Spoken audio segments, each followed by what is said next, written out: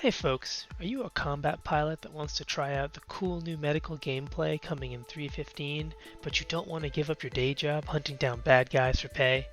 Or are you a medic, and business has been a little bit slow lately, so you want to create some demand?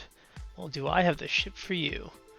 The Drake Cutlass Red is Star Citizen's best ship for when you need to get your fix of solo space combat and space ambulancing. Armed with the same pilot weapon hardpoints as the infamous Drake Cutlass Black, this ship is more than capable of completing bounty hunting missions, and it can also heal up some of those minor bumps and bruises that you may get while walking around a station or misjudging a slight jump. And best of all, you get flashing lights! That alone is reason enough to get it, so let's get into it. So like I alluded to earlier, this space ambulance is a surprisingly good fighter. I've equipped it here with 4 size 3 Panther repeaters, and with the capacitor set to max weapons, it's got a 51 shot magazine, which is almost twice as much as other medium fighters like the Banu Defender and the Saber. They have the same weapon loadout, and their ammo reserves will only go 28 deep when the capacitor is set to max weapons. Here you can see we're fighting the hardest VHRT target in the game, which is the Anvil Hurricane, and we're doing a pretty good job of doing some damage to it. You can see it's already got some hull points in the red.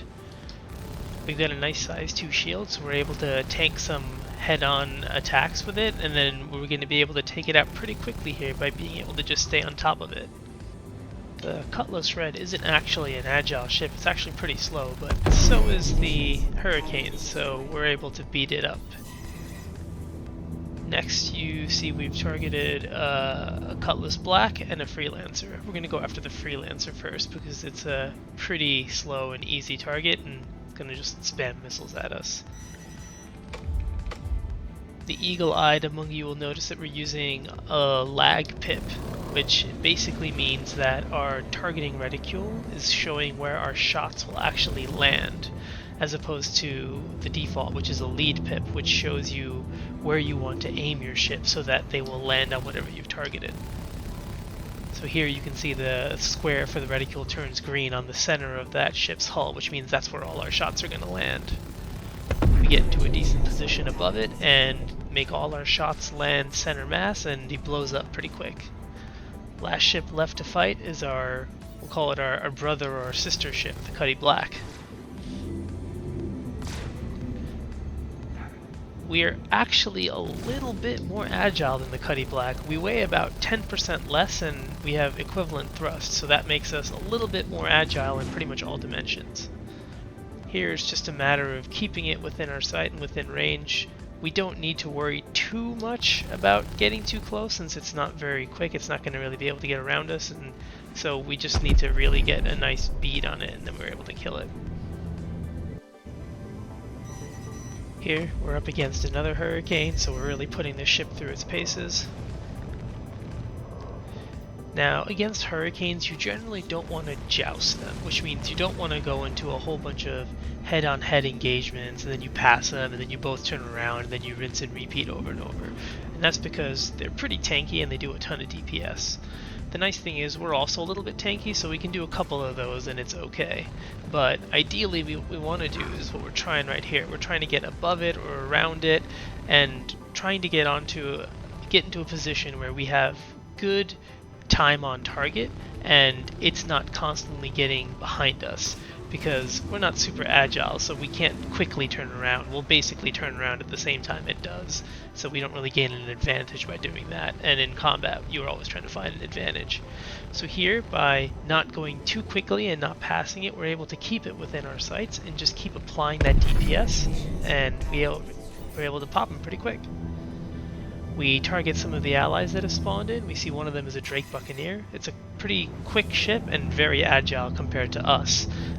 So we want to take it out pretty quickly so that it doesn't just get around us, start buzzing around us, shooting us with pretty strong weapons. We see an incoming missile. We'll pop off some decoys to dodge it. We fly past the Buccaneer, flip around, and then fire at it the entire time that it's charging back at us. We get through his shield, we do a bunch of hull damage, one more of those types of engages and we should be able to get it. Yep, there it goes. Now we target the last enemy. It's another Cutlass Black.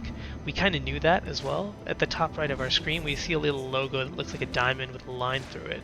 That means we're unable to use our quantum drive, and the only ships in these VHRTs that do that right now is the Cutty Black. Right there, you see one of the weaknesses of the Cutlass, all Cutlasses, which is if you bump into something from the front, you can lose one of your front pylons that has a weapon mounted on it. So you see now we're down to only 3 of our Panthers because I was being a bit careless and I got too close to him and bumped into him, and we both lost some weapons.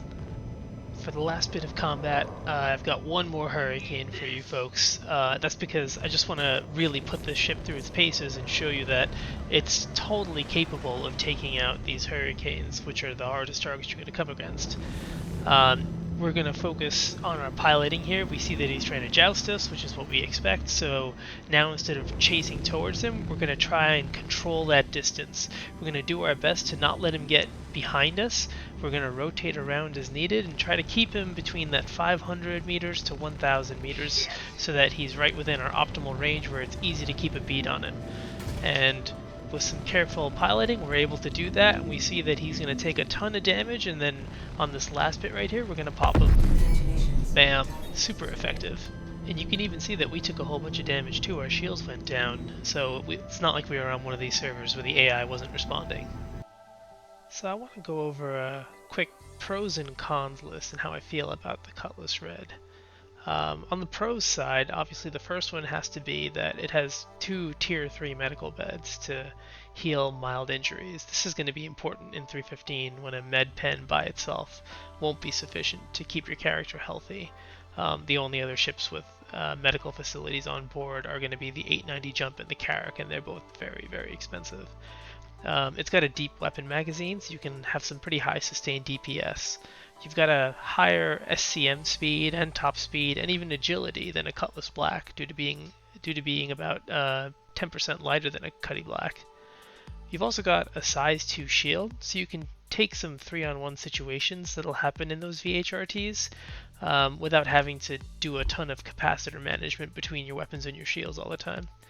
And lastly, it's got a size 2 quantum drive, so you can get around the verse pretty quickly compared to all the fighter ships that will typically have a size 1.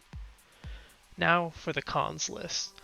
The first one we ran into ourselves. Our front 2 weapons can easily be broken off if you bump into something. We lost our front right weapon in that last bit of combat against the other Cutty. It's very sluggish. It's pretty slow to turn. Basically all the fighters will do better than it. You're on par with much larger ships. You have no missiles, and you don't have a turret. If you compare that to the Cutty Black, it has a turret, and it could have up to 48 missiles if you fit all the size 1s.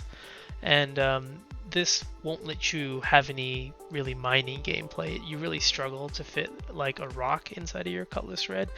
You can cram it in there, but then it blocks your ingress, so you have to basically do it in a way that you're always taking your rock out anytime you get out so that you can get back in. And the last one is that it's a bit pricey. It's 425k more than a Cutty Black. So for the last thing, let's go over the fit that we recommend using in 315. Like we mentioned before, we've changed these all from the default gimbaled size 2 weapons to fixed size 3 laser repeaters. It doesn't matter which laser repeater you use, they're all the same. So I went with the Panthers because they are the cheapest.